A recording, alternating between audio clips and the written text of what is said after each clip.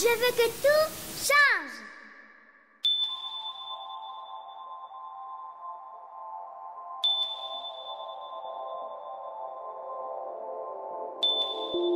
Les ateliers de la nuit sont psychédéliques.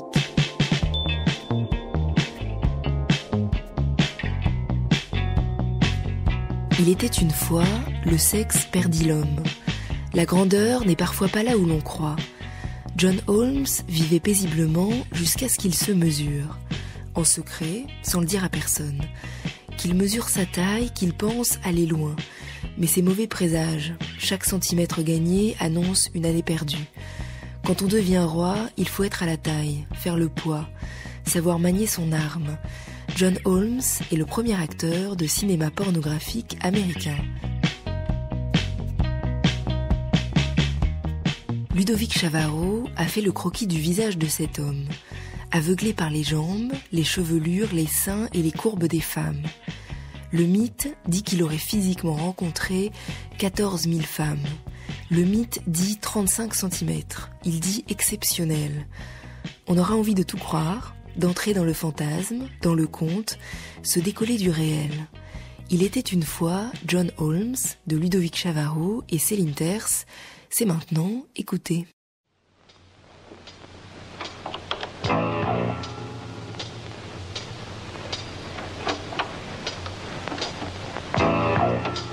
Do you know who John Holmes is? Yes. What do you think of him? Fantastic. John Holmes? He's a boxer, isn't he? What would you do if you were sized like John? Sherry, are you sure this is all you want? All I want. This is more than enough. Johnny who? Johnny what? Oh, Jeff. Sure, everyone knows John Holmes. What's They his do? name? Just like everyone knows Kirk Douglas or John Wayne.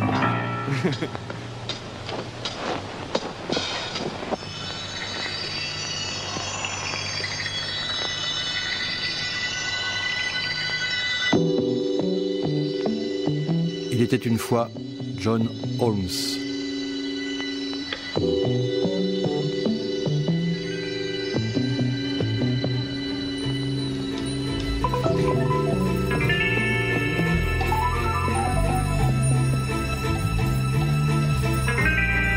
Fairy tales can come true. Sometime it might happen to you, especially when you're young in New York. But once upon a time, this place was the wild frontier, and every youngster who was fast on the draw showed up on these streets to try his hand. Anyway, the story you are about to see isn't true, but it isn't false either. Any resemblance between the characters and events depicted here and reality is purely magical.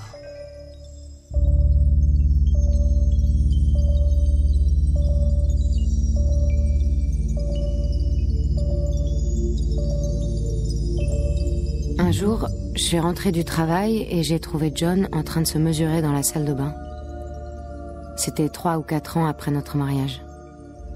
J'ai trouvé que c'était un peu curieux, mais bon, c'est tout. Je suis allée préparer le dîner et John est entré en disant « Je crois que j'ai trouvé ce que j'aimerais faire. » Okay, sexy, sit down, arch your back, action.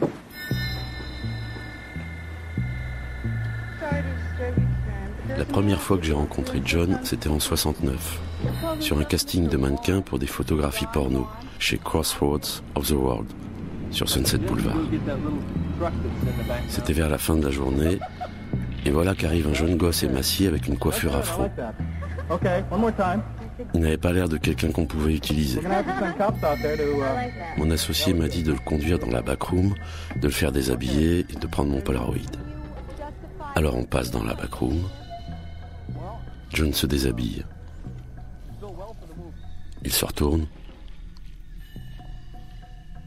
J'ai regardé ça et je lui ai dit « Toi, tu vas être une star. » John Holmes est le seul nom immédiatement identifiable de toute l'histoire de l'industrie du film pour adultes, et la preuve vivante que les hommes ne naissent pas égaux. Il faisait 34,3 cm. Yeah, shot of tequila straight up. Marker. Mr. Ward. Johnny. Johnny. Enough of this love-making. Let's fuck.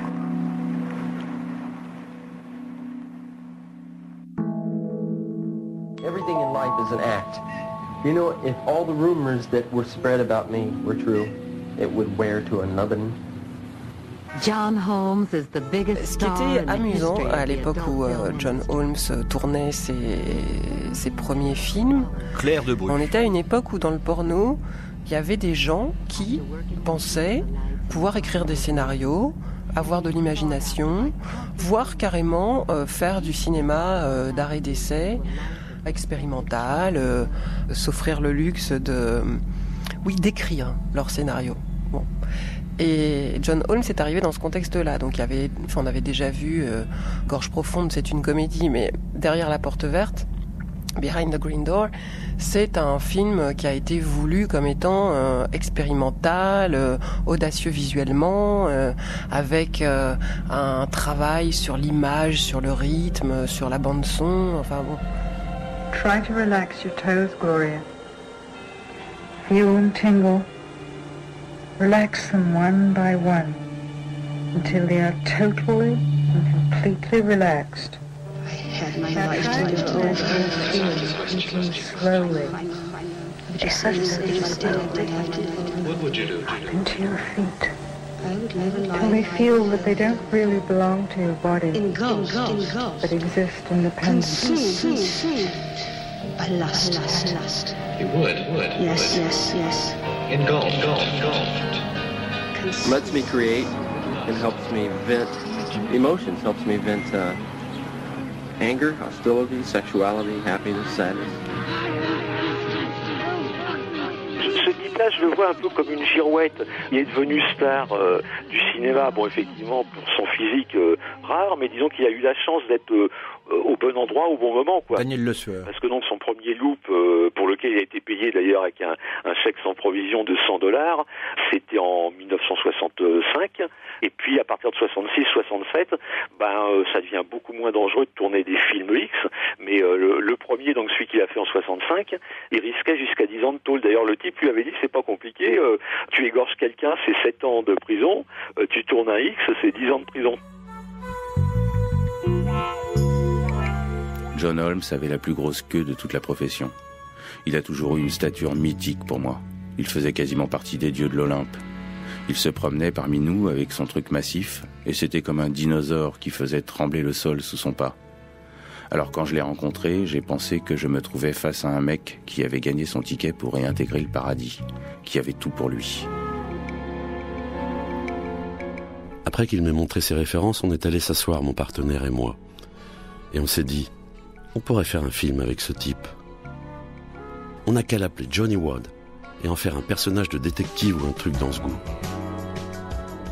La série des Johnny Ward, elle est assez drôle dans le sens, quand on voit ce qu'est le porno aujourd'hui, on a l'impression qu'on a, non pas que c'était il y a 30 ou 40 ans, mais que c'était il y a 150 ans, tellement les temps ont changé. Johnny Ward, c'était une série, c'est un peu un genre de Starsky et Hutch du porno, quoi.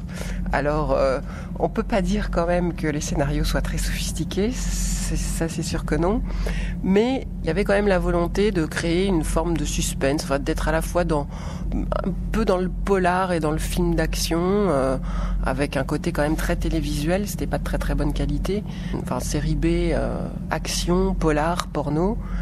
Et c'est ce qui est marrant quand on les voit aujourd'hui, mais on les regarde vraiment à titre documentaire, parce que ça peut plus être considéré aujourd'hui comme des films porno, qui servent l'objet du film porno.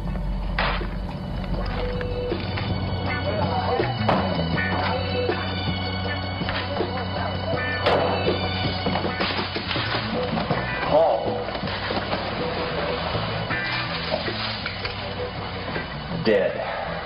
Hold it right there.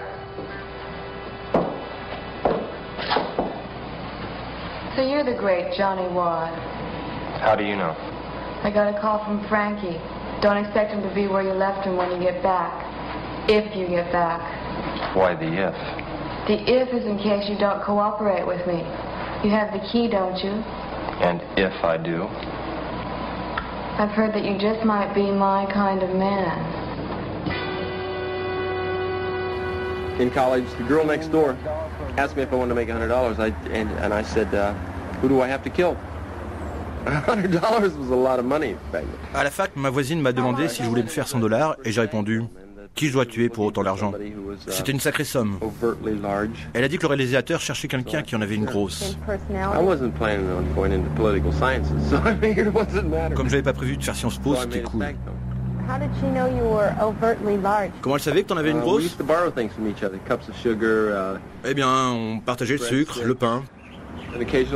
Parfois, on s'envoyait en l'air. Et qu'est-ce qui s'est passé la première fois que tu t'es pointé sur un tournage?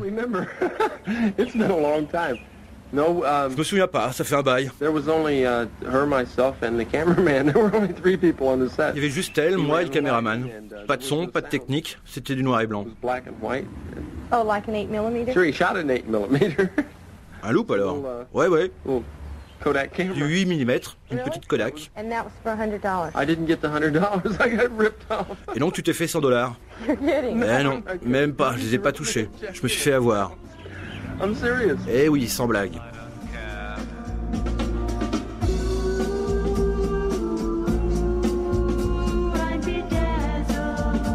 So you said I don't want you. I don't need you. You burn me up. I don't love you.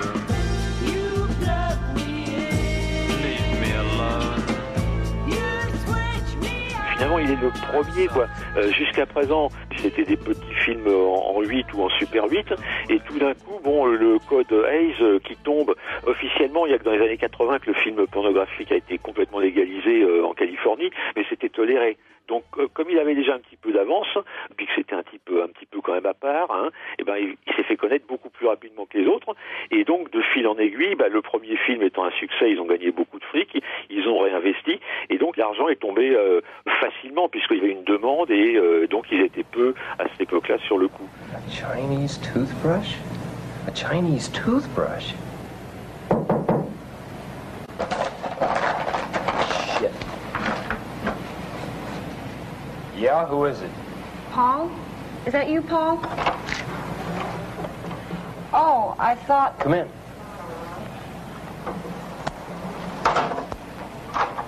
Is Paul here?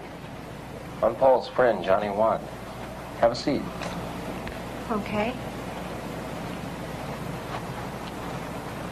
So what would you like to do to pass the time?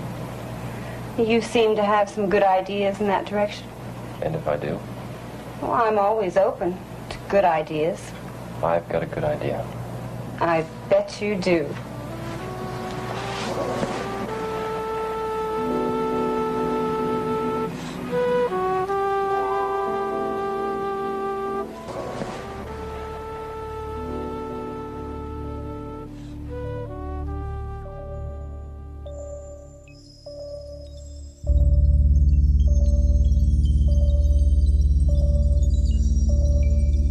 J'ai fini par découvrir le poteau rose quand il a laissé traîner une photo de plateau pour l'un des films où il tenait la vedette. C'était du hardcore, pénétration à l'écran avec des femmes. Jusqu'alors, je n'avais jamais rien vu de ce registre. J'ai juste jeté un coup d'œil et j'ai pensé « Oh, oh, oh, j'ai épousé une pute. » Et ça me trottait dans la tête, ça me trottait dans la tête, ça me trottait dans la tête. In the beginning, God created the heaven and the earth, the heaven and the earth. And God said, and God said, light, and there was light, and there was light. And God said, the water began to a firmament. J'avais 15 ans quand mon père et ma mère ont divorcé en Floride, et j'ai choisi de suivre mon père en Californie. Mais nous n'avions pas d'endroit où vivre. Un jour, pendant qu'on était en route pour la Californie, on a pris un autostoppeur et il nous a dit que nous pourrions rester chez sa copine. Mais quand on est arrivé sur place, elle a dit qu'elle devait d'abord demander l'autorisation au responsable de l'immeuble. D'où l'entrée en scène de John Holmes. C'était lui, le responsable de l'immeuble. En 73, j'en étais arrivée à me ronger les sangs. J'étais en pleine crise émotionnelle à cause de la carrière pornographique de John.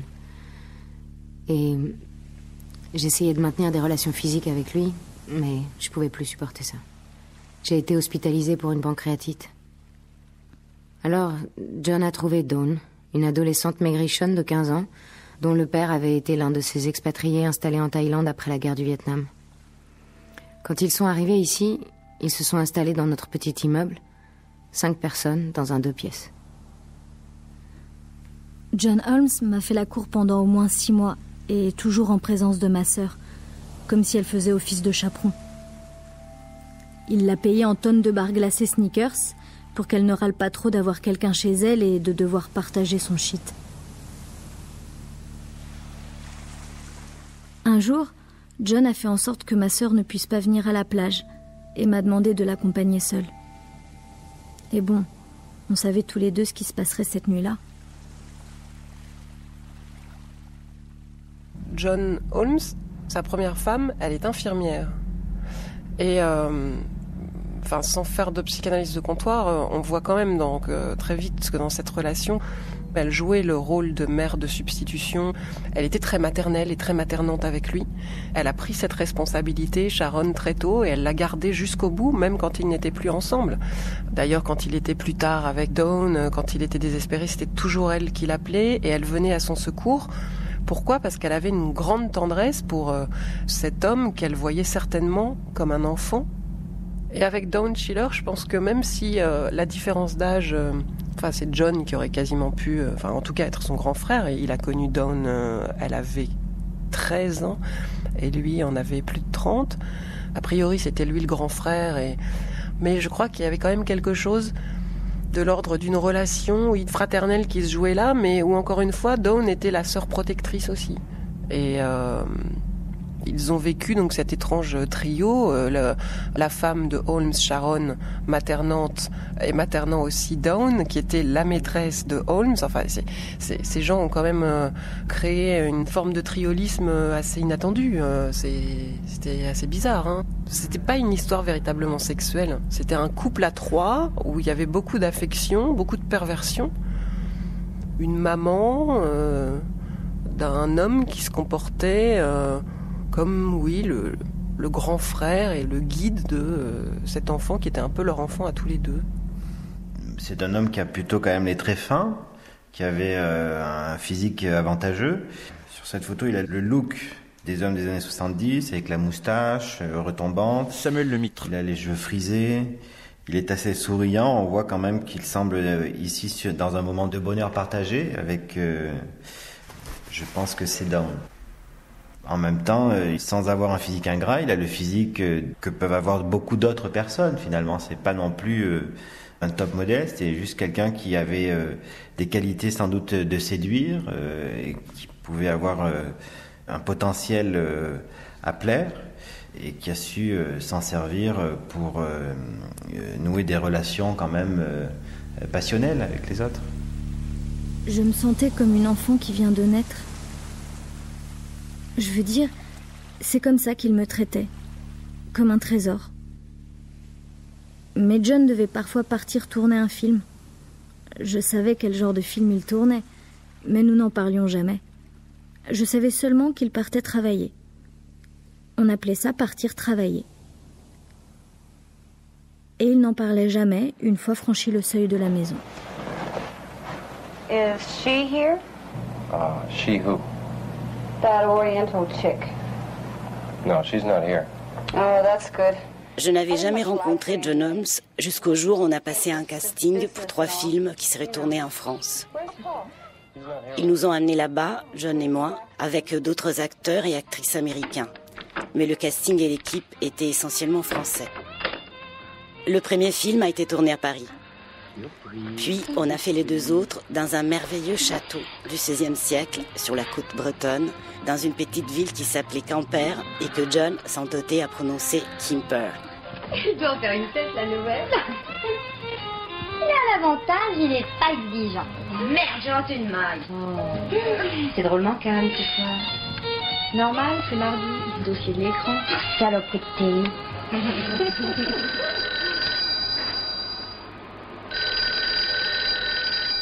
Je pense que ça devait être en 75. Bon, lui, à l'époque, c'était une star aux États-Unis déjà. Denise Lassène. Et lorsqu'il est arrivé en France, il a fait toute une série de films dans le peu de laps de temps où il est resté là.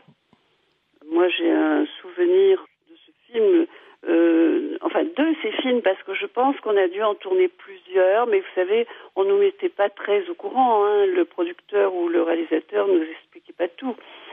Le souvenir que j'ai eu la première fois où je l'ai rencontré, c'était dans un appartement, dans une tour, je pense vers la Défense ou dans ce quartier-là.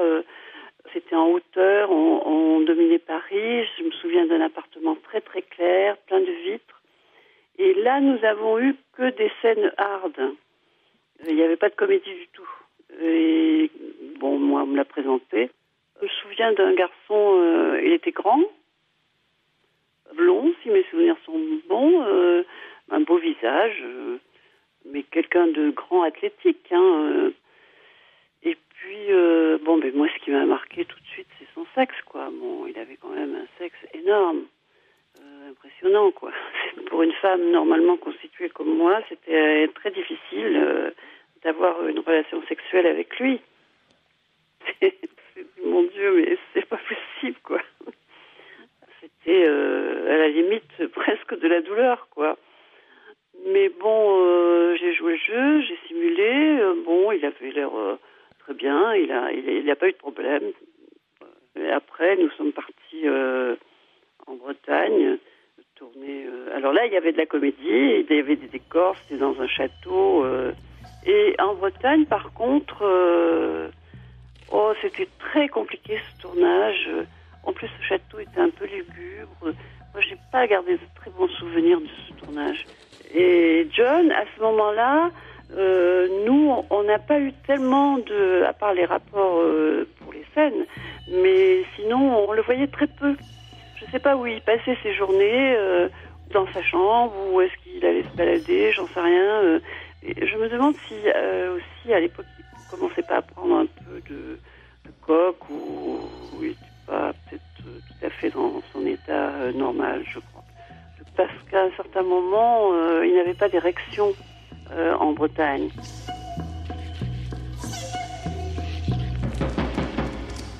Un jour, on se trouvait sur le set. C'était au tour de John de travailler. Et on l'a cherché dans toute la maison sans parvenir à le trouver. J'ai regardé partout. Sa voiture n'avait pas bougé. Finalement, j'ai ouvert son placard et il était là, prostré sur lui-même, comme une petite boule. Et il avait peur. Il n'a pas voulu me dire de quoi, seulement qu'il avait peur. Je ne suis pas psychiatre, mais mon sentiment, c'est que John avait de multiples personnalités. John Holmes a commencé par la cocaïne. C'est un type qu'on croisait dans la rue en chemise et en jean avec sa valise à la main, et dans la valise vous aviez une collection complète de toute la pharmacopée des stupéfiants disponibles aux États-Unis, une collection extraordinaire de pipes à freebase, de la coke. C'était un aspirateur ambulant, hein. Tout ce qui traînait, il l'avalait, hein. Ceci dit, comme toujours chez John Holmes, il y a une ambivalence dans son rapport à la drogue aussi, parce qu'il se cachait aussi pour en prendre. C'est-à-dire qu'il y avait à la fois la prise de drogue en société et la prise de drogue cachée. Et avec Don Schiller, on sent que comme ils sont tous les deux complètement dépendants, ils se disputent aussi sur les quantités de drogue.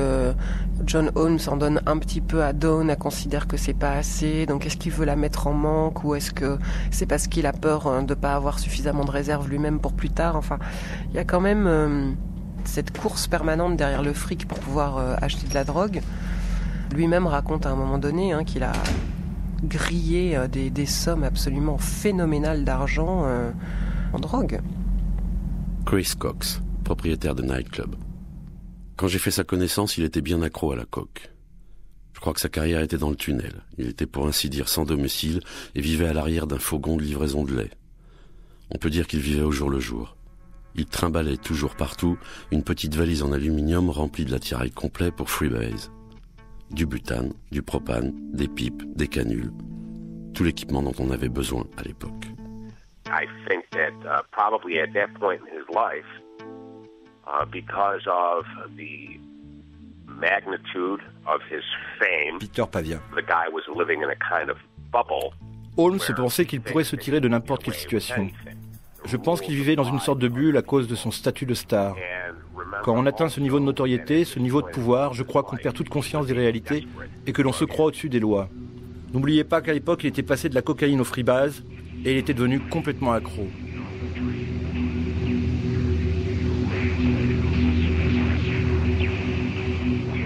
Au début des années 70, Eddie Nash était connu dans tout Hollywood sous le surnom du parrain. Il était notoire qu'il possédait à peu près tout. Si vous vouliez aller quelque part, vous aviez de bonnes chances de tomber sur Eddie Nash. John Holmes parlait de Nash comme d'un frère. On me dressait le portrait de lui comme celui d'un individu extrêmement dangereux dont personne ne parlait jamais. C'était à peine si on osait respirer en sa présence parce que ça pouvait être mal interprété. Je comprenais pas bien le fonctionnement social de tout le bazar, sinon qu'il reposait sur la peur.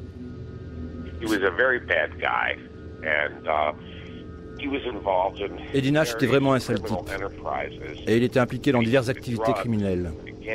Trafic de drogue, paris clandestin, jeux et vol de biens. John m'a quand même fait entrer dans la maison d'Eddie 2 ou 3 fois. En fait, il me vendait pour de la dope. Il avait besoin de se défoncer et il me donnait, moi, une adolescente, en échange. Eddie Nash was connected to the Wonderland Gang through John Holmes. Holmes was hanging out John Holmes était le lien entre Eddie Nash et le gang de Wonderland. bad people, drug addicts, Il avait l'habitude de traîner avec eux. C'était de vrais criminels endurcis, camés et dealers, qui habitaient une maison sur Wonderland Avenue. had a stash of cocaine at his house, and Holmes hatches the idea. Et Holmes, qui savait que Eddie Nash planquait de la drogue, a donné l'idée à ce gang de cambrioler sa maison. On Wonderland Avenue that ended up robbing Eddie Nash.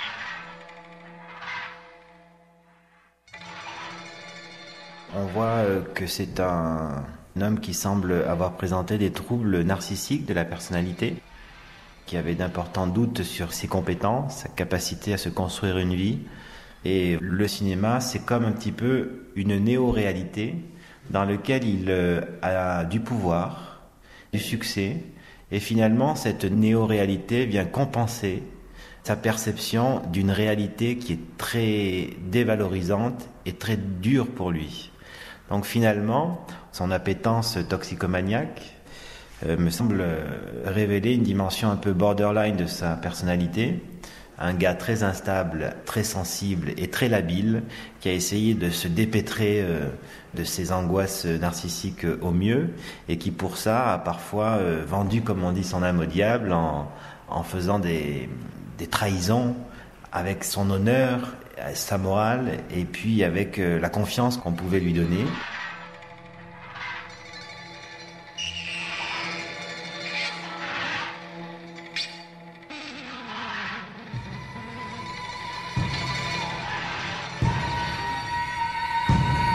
Il était très tôt le matin, c'était le silence complet dans la rue, quand John a frappé à la porte.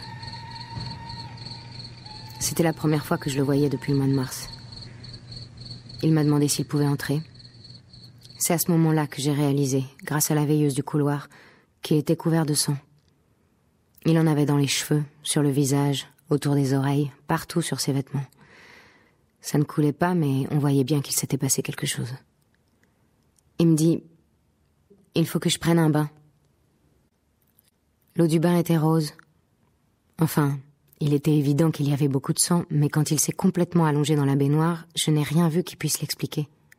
Aucune blessure pour justifier une telle quantité de sang.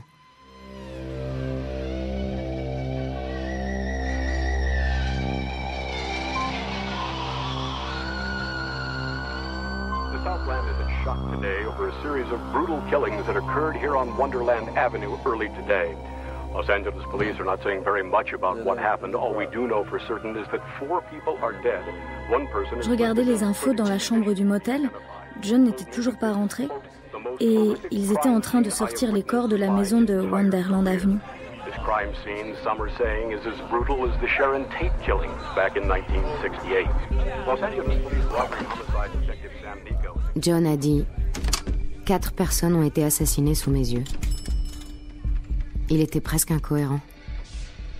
Ensuite, il s'est mis à me raconter le cambriolage de la veille, le cambriolage qu'il avait organisé, et comment ça s'était déroulé d'une manière humiliante pour Eddie Nash. Puis il m'a raconté comment ces gens, qu'il avait convaincus de faire ce coup pour la drogue et l'argent, s'étaient fait tuer. Quand John a fini par rentrer, il avait vraiment l'air épuisé. Je ne lui avais jamais vu les yeux aussi rouges. Ils étaient injectés de sang, comme s'il avait pleuré. Alors il a pris 2 Valium, il s'est mis au lit et il a dormi. J'étais toujours réveillée.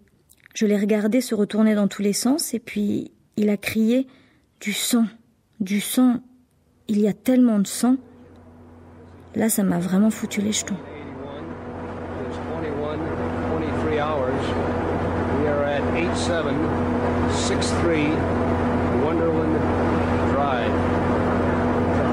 Je m'appelle Linda Mitchell. Je suis urgentiste pour les pompiers de Los Angeles. Le 1er juillet 1981, peu avant 16 heures, notre supérieur chargé du dispatch nous a dit qu'il y avait peut-être une personne décédée au 8763 Wonderland Avenue.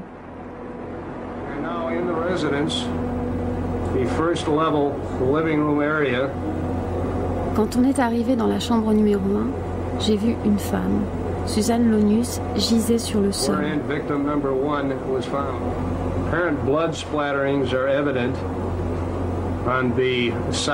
Elle avait visiblement été blessée à la tête et elle avait été amputée d'un pouce. C'était une amputation très fraîche et il y avait du sang, surtout sur le mur, juste derrière sa tête. Je suis détective de police auprès de la ville de Los Angeles, assigné à la section vol et homicide. Je suis arrivé au 8763 Wonderland Avenue le 1er juillet 1981 à 18h20.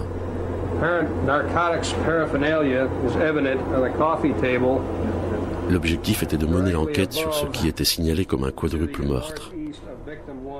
Je suis entré dans la résidence à 3 niveaux de Wonderland Avenue. J'ai monté l'escalier d'accès jusqu'au rez-de-chaussée et je suis allé examiner la première victime, Barbara Richardson, qui gisait face contre terre dans le salon, juste devant le balcon. Je me suis rendu ensuite à l'arrière de la maison où je suis monté au 1er étage, pour pénétrer dans une chambre où j'ai découvert la 2e victime, Ronald Lonius, allongé sur le lit. Comme celui de Richardson, son corps était couvert de très profondes blessures. Tous 2 étaient apparemment morts. J'ai ensuite traversé la cuisine pour accéder au 2e étage et je suis entré dans une autre chambre. J'ai examiné la 3e victime, Joy Miller, dont la tête présentait des blessures sévères. Elle était visiblement morte et étendue sur le sol, elle aussi, juste derrière le balcon du 2e étage. J'ai examiné la 4e victime, William Deverell, également mort. On m'a ensuite informé qu'une 5e victime, Suzanne Lonius, avait été transférée à l'hôpital et se trouvait en salle d'opération. La patiente était à demi consciente. Les signaux vitaux se situaient dans des limites stables. Mais elle était complètement incohérente. Je ne comprenais pas ce qu'elle voulait dire. On l'a enregistrée sous X. Okay, the tape is rolling. Thank you. Identify yourself and begin. Chief Forensic Chemist Richard J. Bengal, H8932. J'ai demandé, tu es resté là et tu as regardé? Oui, a dit John.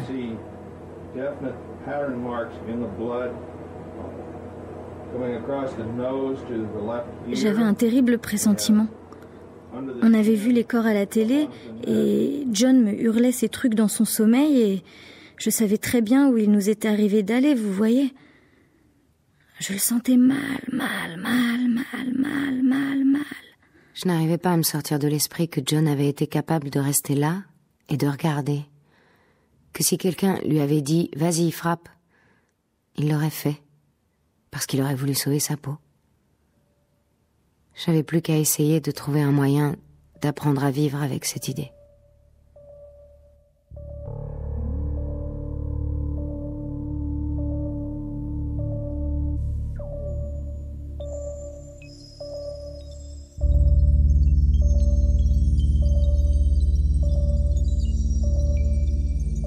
Je pense qu'on n'aura jamais vraiment le fin mot de l'histoire. On ne saura jamais s'il a vraiment tué ou pas tué. Mais je vous dis, moi, dans l'état où il était, peut-être que lui ne sait pas ce qu'il a fait. C'est pas impossible du tout.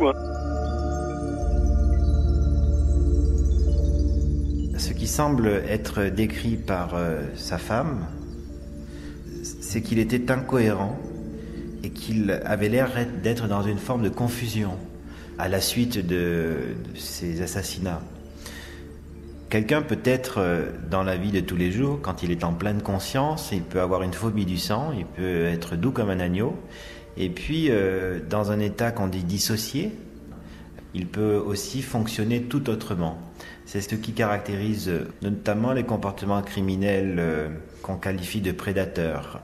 Qu'est-ce qui peut les faire basculer dans cet état second ? Effectivement, des réactivations d'anciens traumatismes, des contextes de chaos, de crise émotionnelle, de fortes tensions, de disputes, où finalement ils peuvent être débordés par un excès d'émotions et puis finalement se mettre dans un état particulier. Et même les criminels, sans doute, ne peuvent pas se mettre à tuer comme ça sur commande, où il faut quand même qu'ils arrivent à se mettre dans une inclinaison particulière à la froideur. Donc, en ce qui concerne Holmes, il est possible effectivement qu'au moment des crimes, il eût été dans un état émotionnel ou de conscience particulier qui fait qu'il aurait pu voir ou même participer à des actes alors que par ailleurs il en aurait été incapable dans la vie de tous les jours. Il a emporté beaucoup de secrets avec lui et il reste un personnage très romanesque à cause de ça. C'est quand même ce qui caractérise l'affaire des meurtres de Wonderland. John Holmes est des deux côtés. Quel est le degré de son implication d'une part avec Nash et d'autre part avec le gang de Wonderland ? Bon voilà, c'est typique de John Holmes. Il est partie prenante du côté A et du côté B. En même temps, il aurait voulu compartimenter et qu'il n'y ait aucune communication entre différents milieux. Et puis, ça ne marche pas. Ça finit par se savoir. Et là, qu'est-ce qu'il fait ? Il prend la fuite. Et quand on l'interroge, silence. Il ne veut pas. C'est quelque chose qui le panique. Pourquoi ça, je sais pas. C'est un homme qui était très névrosé, mais quelle peur exactement il avait. Je suppose que oui, évidemment qu'il avait peur d'être considéré comme un traître, mais comme c'est arrivé de toute façon. John m'a dit qu'il savait des choses qui intéressaient la police, mais il a dit je ne donnerai rien, sauf si vous venez avec moi en résidence surveillée, Sharon et toi. Après environ 3 jours de ce truc, John est venu nous voir et nous a dit « C'est fini ». « Comment ça ?» j'ai demandé. Il a dit qu'on nous laissait partir. Et la résidence surveillée ? Ils ne veulent plus. Mais on n'est pas tiré d'affaire. Il y a des gens qui veulent me tuer. Il faut s'enfuir. S'enfuir. John m'a appelé et m'a dit « On va partir cette nuit. Viens me retrouver au Safeway ». Alors je l'ai rejoint là-bas. Il m'a encore demandé de partir avec lui et je lui ai répondu « Non, je veux pas ». Ça a été la dernière fois que je voyais John.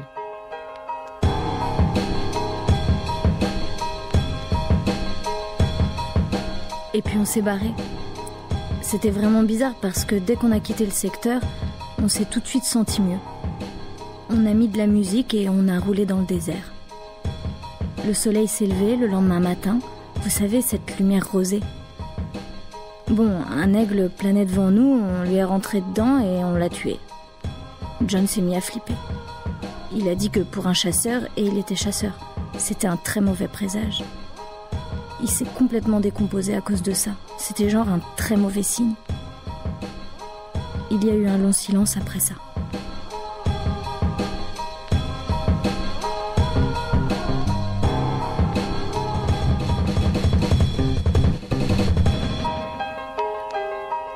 John était le cadet de 4 enfants.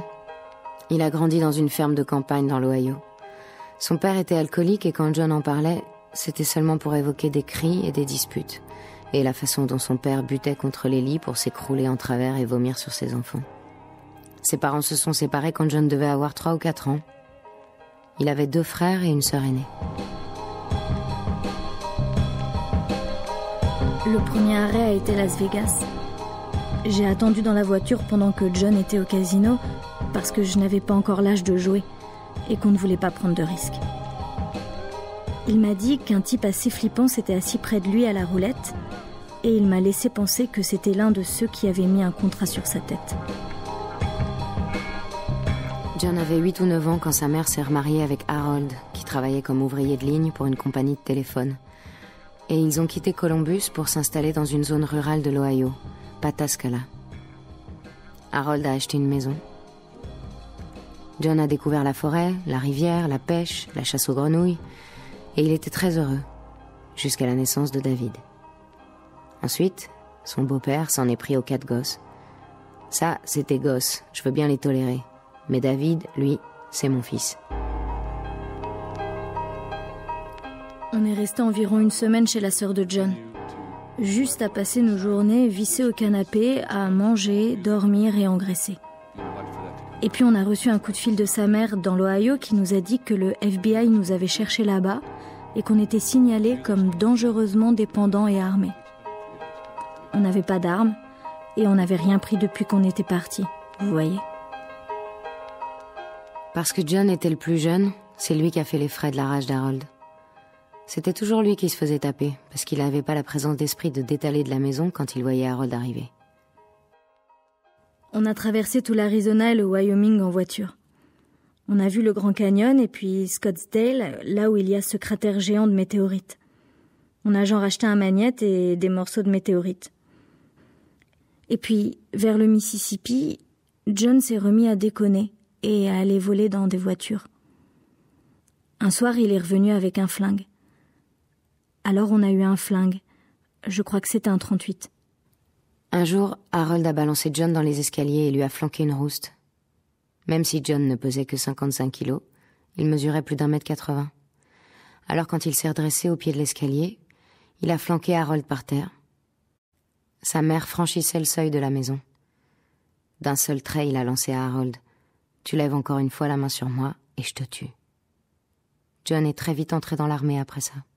Ici, c'est Holmes qui est photographié jeune, à la sortie de l'armée, donc il a une certaine dureté, mais en même temps une profondeur dans son regard, quelque chose qui semblait habiter.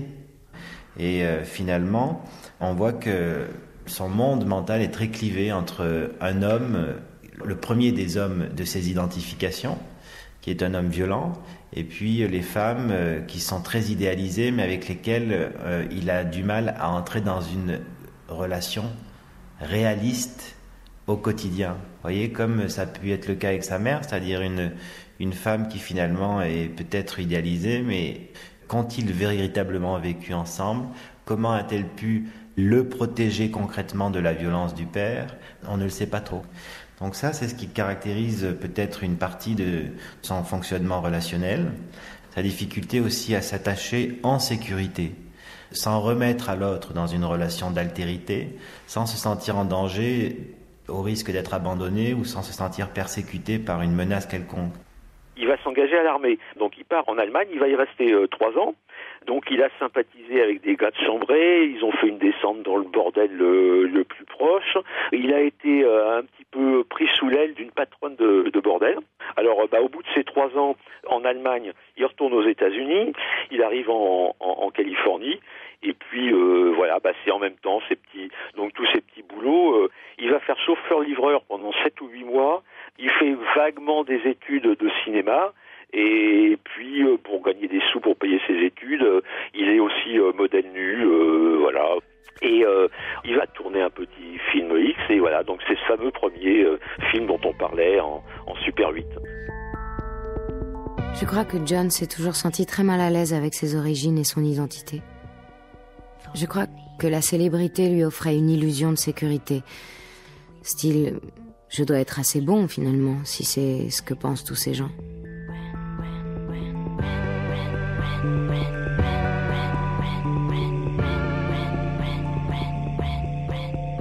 On a changé de nom.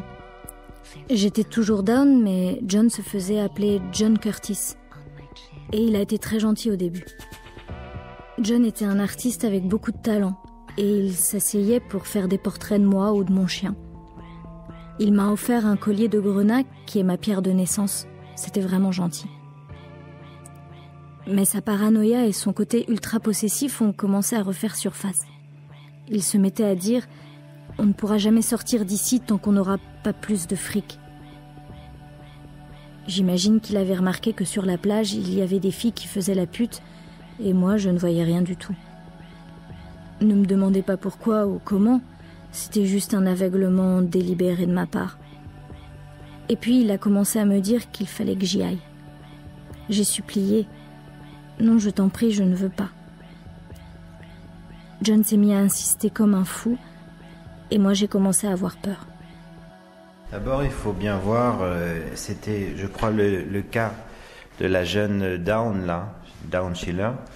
C'est une jeune fille qui a été fortement idéalisée, qui a même été un peu idolâtrée dans la première phase de leur relation.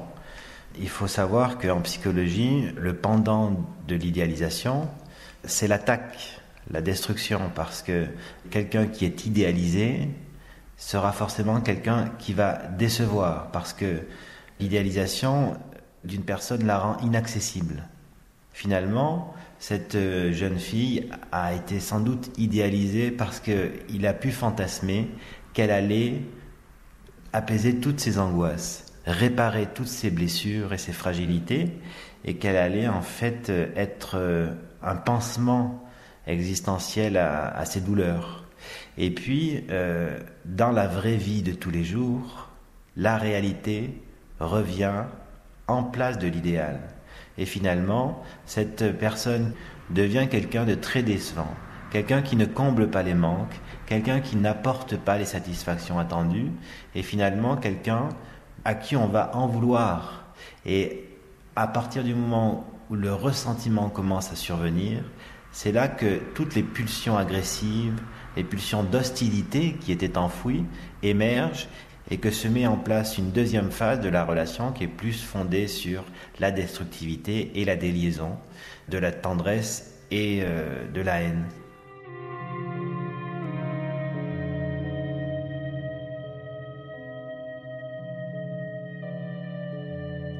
Les passes, ça a bien duré 2 semaines. C'est quand je rentrais que ça commençait à virer au vinaigre, parce que John était extrêmement jaloux et possessif. Il me disait... C'est tout ce que tu rapportes ?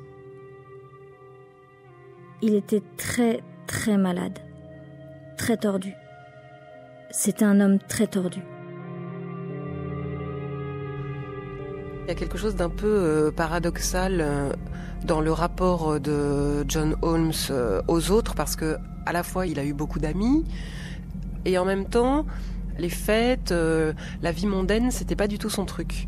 C'était le genre de personne qui allait dans une soirée en restant toujours très très proche de la personne qui l'accompagnait et en repartant avec, et enfin sans avoir fait de grands numéros.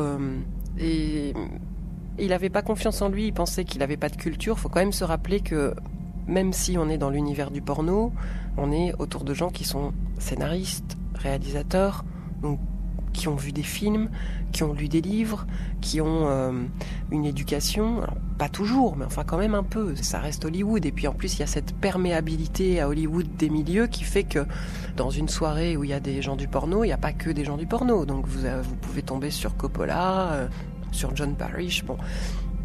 Et John Holmes, c'était un homme qui était très complexé par son absence de culture, et qui avait besoin qu'on vienne le chercher, qu'on vienne le mettre en confiance pour parler avec les gens.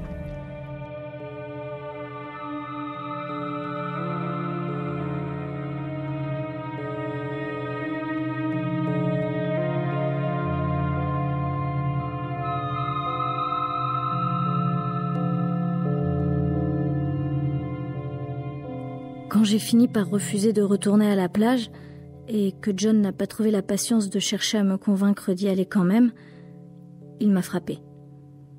C'était la première fois qu'il me frappait depuis qu'on avait quitté Los Angeles. La porte de la chambre était ouverte, alors j'ai saisi ma chance et je me suis enfuie. J'ai descendu les escaliers jusqu'à l'arrière de la piscine, à côté du petit bar chez Joe, tenu par un Italien qui avait toujours des saucisses, des spaghettis et des sauces délicieuses. On prenait le petit déjeuner avec les gens du bar tous les jours.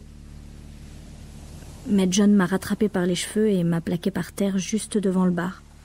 Et puis, il m'a sauté dessus et m'a délaté tant qu'il a pu. John avait un réel appétit de gloire. Mais il était aussi totalement privé du sens de l'estime de soi. C'est quelque chose qui n'a jamais évolué. Le sentiment de puissance est subjectif. Donc finalement, on peut avoir un sexe tout à fait modeste et se sentir puissant et être très efficace.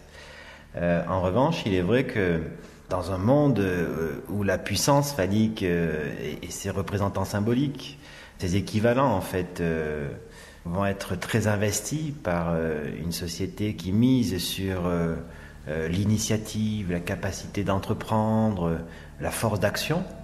Finalement, la taille du sexe est quelque chose qui est surdéterminé. Et finalement, quelqu'un qui peut manquer de confiance en lui, il va se rendre compte qu'avec la taille de son sexe, il peut impressionner des personnes. Il peut même être recherché pour cela. Et donc, ça peut compenser des doutes ou des fragilités dans la confiance en soi. Le lendemain matin, John est parti travailler comme d'habitude, mais dès qu'il est sorti, on a frappé à la porte. C'était Big Rosie et 2 ou 3 clients de l'hôtel qui y habitaient. Ils m'ont dit « Fais tes affaires et prends ton chien. Tu t'en vas. » Nouvelles internationales de l'agence Reuters, 7 décembre 1981. John Holmes, 37 ans, a été arrêté à Miami samedi et reconduit à Los Angeles, où il est actuellement retenu en tant que suspect de meurtre, explique la police. Le fameux acteur porno sera traduit en justice pour coups et blessures ayant entraîné la mort de 4 personnes dans une maison de Wonderland Avenue en juillet dernier. Il encourt la peine de mort s'il est reconnu coupable. Le lundi 7 décembre, dans une salle d'interrogatoire de la maison d'arrêt de Parker Center, M. Holmes a indiqué qu'Eddie Nash l'avait contraint à le conduire à la maison de Wonderland Avenue sous la menace d'un revolver. Lui, Holmes, savait très bien ce qu'il allait se passer, mais il n'avait pas le choix et il s'est senti contraint de rentrer dans son plan et de convaincre les occupants de la maison de lui ouvrir. Nouvelles internationales de l'agence Reuters, 22 novembre 1982. Un juge a prononcé la relaxe de prison de l'acteur de cinéma porno, John Holmes, après que celui-ci a accepté de dire ce qu'il savait sur l'une des affaires de meurtre les plus macabres de Hollywood, le massacre de 4 personnes. Holmes, 38 ans, avait été acquitté en juin après que ses avocats eurent expliqué qu'il avait été conduit sur la scène du crime sans prendre part aux faits. Holmes a répondu aujourd'hui à toutes les questions qui lui étaient posées et le juge a prononcé sa libération. Pour moi, John est mort cette nuit-là. Tout ce qu'il y avait de bon en lui, enfin ce qui en restait, avait disparu. Après ça, sa vie n'a plus jamais eu aucun sens pour lui. Il s'est contenté de faire ce qu'il fallait pour survivre. John avait accepté de perdre son âme. Le parcours de John Holmes est quand même effrayant. Enfin, c'est un homme qui a vécu une vie épouvantable quand même. Enfin, une enfance très très dure. Et puis cette idée avec laquelle il a toujours vécu, qui est j'ai un seul atout dans la vie, c'est la longueur de mon sexe. Et ça, c'est effarant quand même d'avoir une telle image de soi et puis cette longue déchéance qui commence par une addiction effroyable à la drogue qui l'amène à s'aliéner quand même tous ses amis, puis à contracter le sida avec l'affaire des meurtres de Wonderland qu'il poursuit jusqu'à la fin, et puis l'accusation aussi d'Hollywood qui a pesé sur lui d'avoir répandu le sida volontairement parmi les acteurs, notamment en Europe, où il avait accepté de tourner des films sans avertir ni les producteurs ni ses partenaires qu'il était malade. Et il meurt dans un très grand dénuement avec une agonie très douloureuse dans un hôpital où les flics viennent le supplier de « S'il vous plaît, dites-nous enfin quel était votre rôle exact dans les meurtres de Wonderland ». Et John Holmes décide d'emporter ce secret avec lui et avec d'autres secrets, parce qu'enfin c'est un homme qui effectivement a choisi de se taire sur des choses qui paraissent essentielles dans sa vie. J'étais le refuge de John, et la seule personne avec qui il était lui-même, à qui il pouvait montrer sa vulnérabilité et son manque de confiance en lui. Je pense pas que quelqu'un d'autre ait jamais pu s'en rendre compte, parce que John s'était forgé une façade, toute une personnalité. C'était... Voilà, je suis John Holmes, celui que j'ai créé. So what would you like to do to pass the time?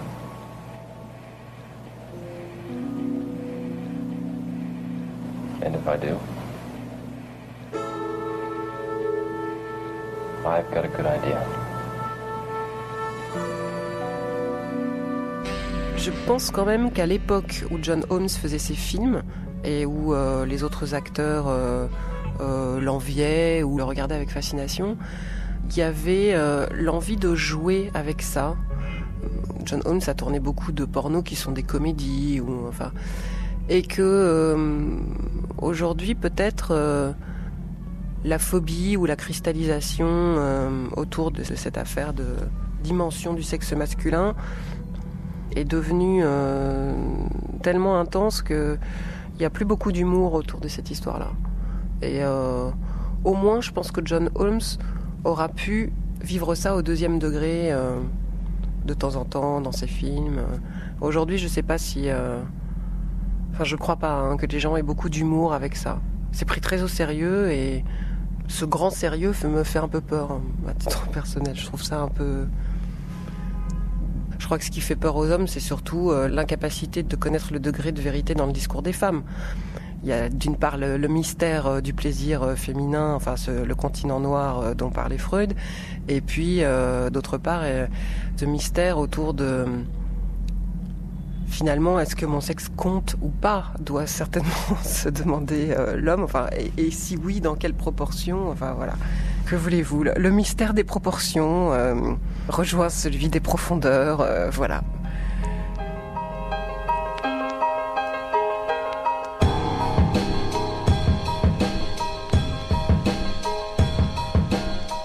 Il était une fois John Holmes, avec Claire Debru, Samuel Lemitre, Peter Pavia et Daniel Le Sueur. Julia Vélis-Bogard, Fanny Touron, Jean-François Néolier, Francesca Fossati et Alain Lefkovitch lisaient des témoignages rassemblés dans le livre The Over Hollywood aux éditions Alia. Attaché d'émission Inès De Bruyne. Prise de son et mixage Alain Joubert. Un documentaire de Ludovic Chavarro réalisé par Céline Terce.